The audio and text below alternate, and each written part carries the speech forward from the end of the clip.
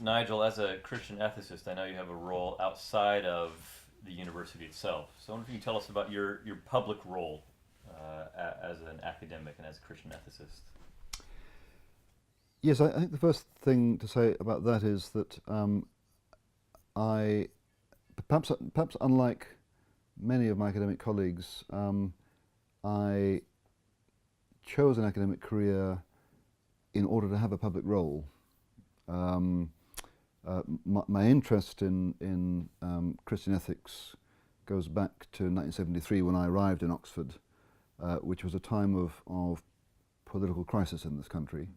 My first term in Oxford, Michaelmas 1973, I had a set of exams at the end of term, and I remember in my garret in Beaumont Street having to prepare for the exam by candlelight because the power stations were closed down because there were no coal supplies for the power stations, and that was when I period when I also learnt to drink tea without sugar, because there was no sugar, because the docks were all closed.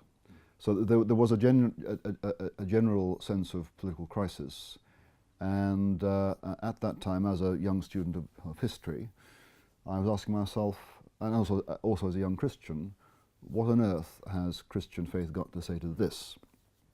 And then what got me excited about Augustine was, I mean, he was a reflective Christian in a time of political turbulence with the Roman Empire crumbling around him, and reflecting on what Christian faith had to say to this political crisis. So that's really what motivated me to get into academia, because I thought that academia would provide me with the environment in which to try and think about some of these issues. But the academic environment was always a means, really, to be in a position of being able to address a wider, plural audience on important public issues. So that's the motivation. Now, that was what motivated me at the age of 18. Now I'm 60. I have a public role in the following ways. For about 20 years, I've been writing articles for newspapers or for the secular press.